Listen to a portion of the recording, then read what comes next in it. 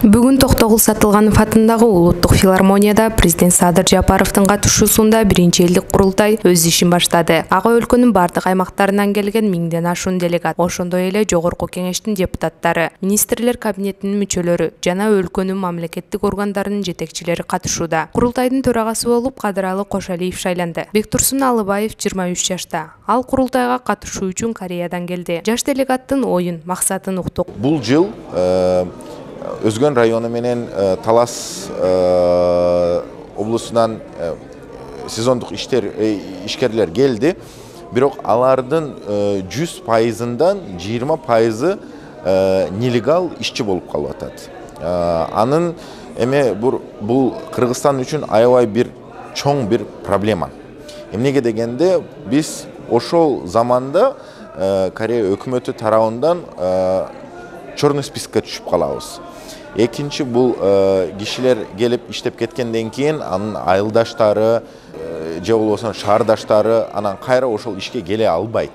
Бирок бул ката ошол мигранттардын катасы мен жок деп ойлойм. Бул ошол айыл өкмөтү, ошол эмгек министрлиги айыбы деп мен билем. Эмнеге дегенде ошол мигранттарыбыз кетишинен алдын бул иш-чараларды жүргүзбөйт.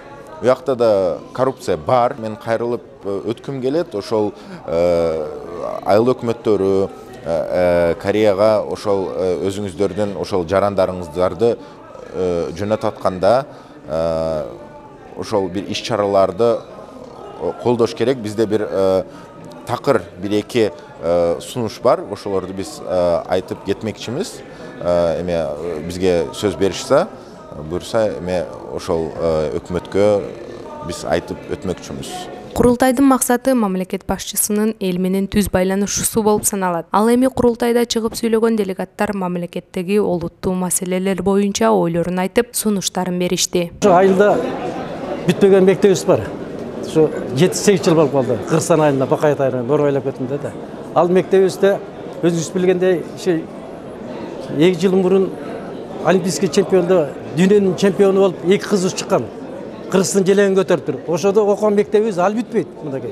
Эми ошо кыргыз таанытып аткандан кийин ошо бизде де мектебибизде карап да койсо болмок да. Жолубуз болсо асфальттеле элек али. Детсадыбыз жок. Элибиз ошону айтып кой деп мен адан аксакалга катары жиберделе да элим. Жол асфальттеле элек, мектебибиз бүтпөйт, детсадыбыз жок. Эми ошо айткандай билбейм, азыр Садыр Жапаров атайын ошо пикир алышып аткандан кийин тыянак чыгат деп ойлойм да. Тыш жакта болсо баргарга белгилүү болгондой ички дүң продукциянын 3/1 бөлүгү тышта жүргөн мекендештер келет. Алардын салымы Кыргызстандын экономикасына чоң.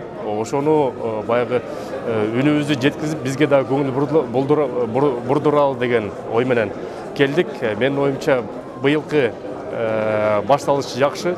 Жыл сайын ушундай көпүрөзүлүк турса, менин оюмча чоң маселелер чечилмек. Президенттин элдик курултайды чакыруу жөнүндө жарлыгына ылайык үстүбүздөгү жылдын 25 ноябрында Бишкек шаарына биринчи элдик курултайды өткөрүү белгиленген. Курултай 2 күнгө созулат.